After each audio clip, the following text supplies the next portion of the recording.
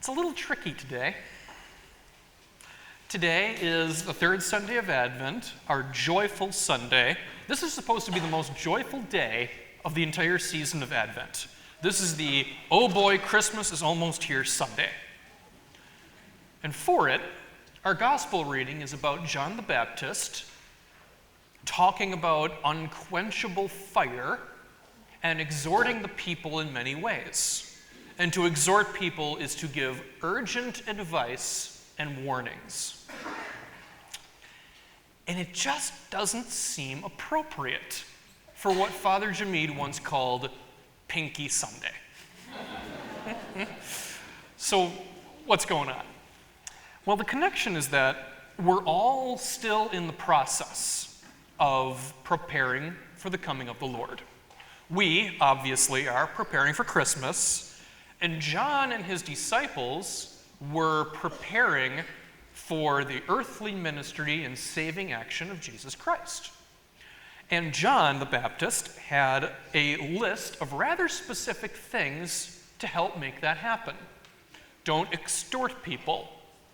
Don't blackmail people. Give to the poor. Be thankful for what you have. These are appropriate actions that are a response to faith. Which means part of what John was saying is that we should all do these things not for future reward, but because we know in our heart that they're the right things to do. Because after all, that is a big part of faith. Letting go of that expectation for reward or vindication. So in a nutshell, there we have it. What is the connection between this gospel reading and today's Pinky Sunday? Well, we are called to prepare for the way of the Lord by being good to one another. Really, that's it. That's really what it comes down to. So, I'm going to take a risk, be a little honest with you guys today. I have a reputation in my family as being something of the holiday grump for Christmas. And it's not because of the actual celebration of Christmas or anything like that. It's just, I apparently have the least amount of tolerance for holiday decorations and the same Christmas music played over and over again on a loop. And even today, I still maintain that I have a point. We go through a lot of effort for the sake of seasonal decorations. Allow me to share with you a short list of the things that are in my life nearly every Christmas. We have those wireframe reindeer strung up with Christmas lights. And I've always found those creepy because it looks like there's a reindeer ghost in your backyard at night. Because for my family, half of the reindeer lights have gone out, so it's like the half of a reindeer that you can see. Never been comfortable with that. We are proud owners of the Boys to Men Christmas CD. Play it on Christmas morning at full volume. Yeah, I've never made my peace with that. And finally, my mom, God bless her, has this plushy snowman statue thing with a motion sensor. And for reasons that escape me, she puts it in the bathroom.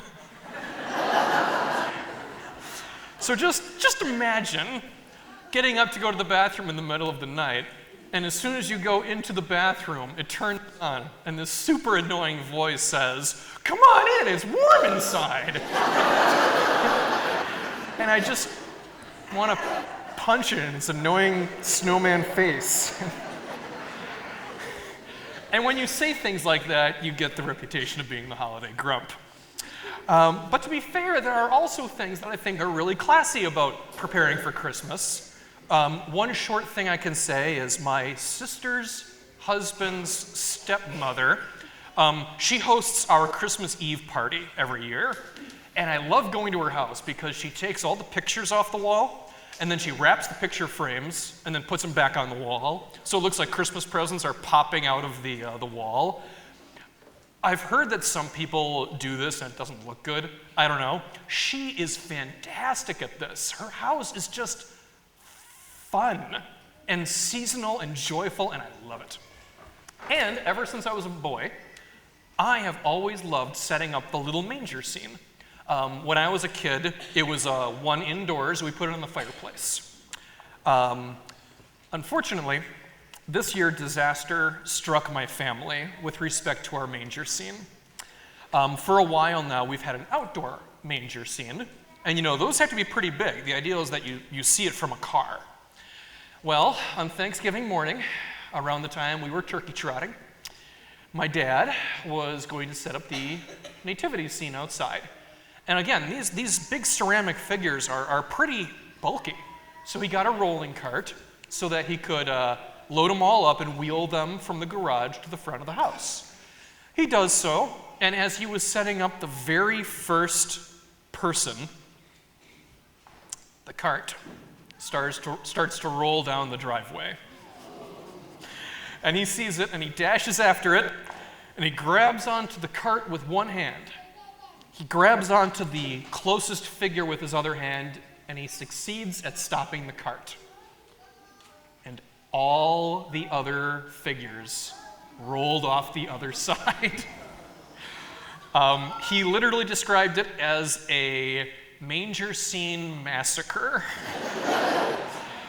The only survivors were the Virgin Mary, one wise man, and a shepherd.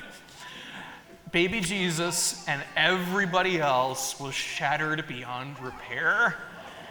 And my dad was just like standing in the driveway, stunned at this horrible scene. And again, my parents have lived in that house for about 10 years. All the neighbors know them.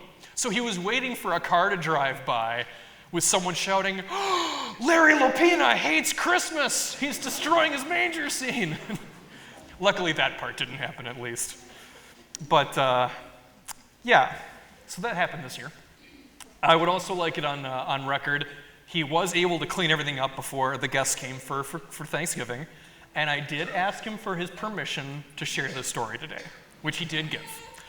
And I'm sharing this story for two reasons. One, it's Pinky Sunday. I wanted to give a story you could laugh at. But also, it's because I wanted to remind you all that there are things to do to prepare for Christmas that are indeed worthy of our time and our sweat. Even if your figures are bulky and it's a lot of work to prepare a manger scene, that is a good way to prepare for the coming of the Lord. Or in the case of my family, cleaning up after one. Setting up the Christmas tree, giving more money to the poor, making time for relatives. These are all good things to get ready for Christmas with. They are first steps to something joyous and wonderful. I'll remind you one more time, John the Baptist was also preparing for the Lord with his disciples. And his advice was very down to earth. It was urgent advice, but it was down to earth. Don't blackmail people. Don't extort, thank you. Give to the poor and be thankful for what you have. Because Christmas done wrong is with that extortion, that greed, that resentment. That's Christmas done badly. And like John the Baptist and his disciples, we are called to prepare for Christmas well by being good to one another. And that's why we have this gospel reading on Pinky Sunday. Prepare for Christmas, be good. So that said and done, I have a little bit of homework for all of you today. Thank you. I was waiting for someone to no one groaned at 9 o'clock. Don't worry, it's easy homework. Today, I want you to talk with the rest of your family, ideally over a meal. So if you're having lunch or dinner as a family today, that'd be perfect. Otherwise, I guess the car ride home from church would be fine too. And I'm challenging you all to share two things with the rest of your family. One, the most meaningful and your favorite Christmas tradition. Second thing to share is the Christmas tradition that you either find the silliest or the strangest. Because as a family, you should probably know these sorts of things about one another. And whatever your answers are, share them respectfully and with pinky joy.